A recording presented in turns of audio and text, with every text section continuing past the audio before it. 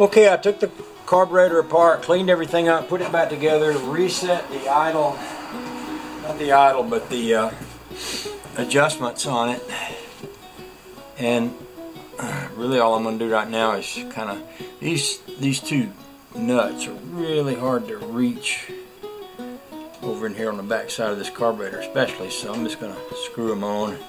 I've got some Never Sees on these threads, and I just want to screw them on by hand to make sure I can. And then I'll put the carburetor back on there and hook everything up. We'll crank it up and see what she sounds like. I may put a little bit of let's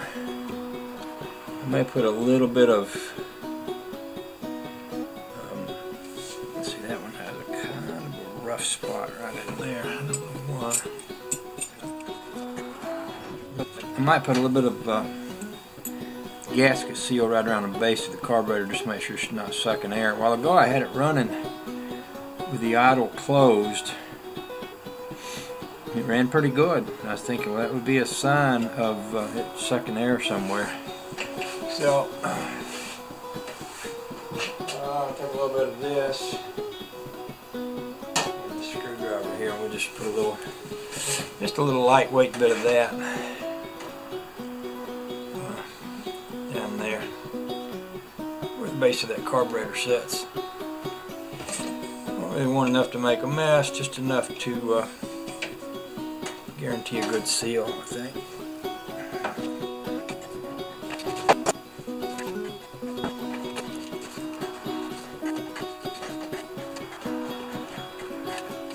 The one over here on this side is pretty hard to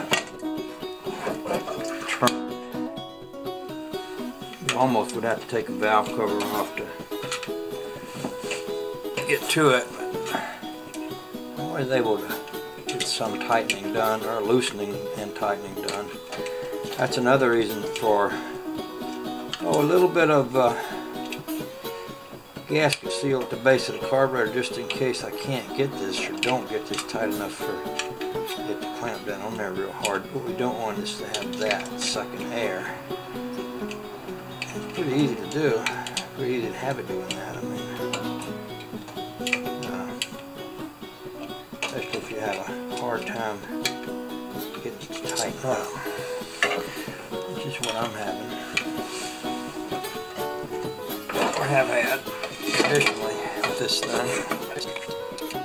I may have had a little bent piece of a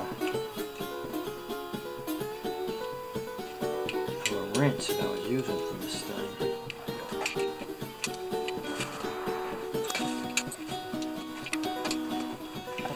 That's about as tight as I'm ever going to get that, I believe. The side over here I can get a hold up pretty well.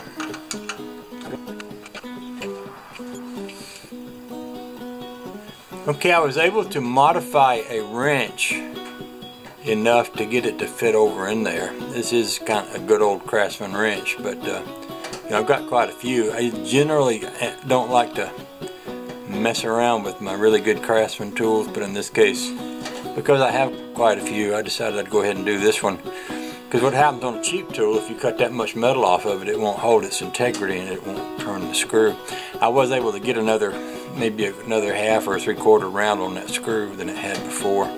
So that's a good thing. On this car, I've wound up making a few tools for it. I remember when I was putting these manifolds on, I had to cut a wrench in half because I couldn't get it up in there where I needed to get it to make the turns on the nuts and screws and bolts and things. It held everything where it needed to be. So it's kind of, although it's a little engine, it's not always necessarily easy to get to everything that you need to get to in order to work on it. So it kind of makes an interesting challenge out of it sometimes. This little throttle thing works pretty slick. It just kind of gets the right angle on there to lift it and snap it back on. That works real good. I like that quite a lot. Yeah, that's right. It goes like that. So this goes down. over that. That works. Okay.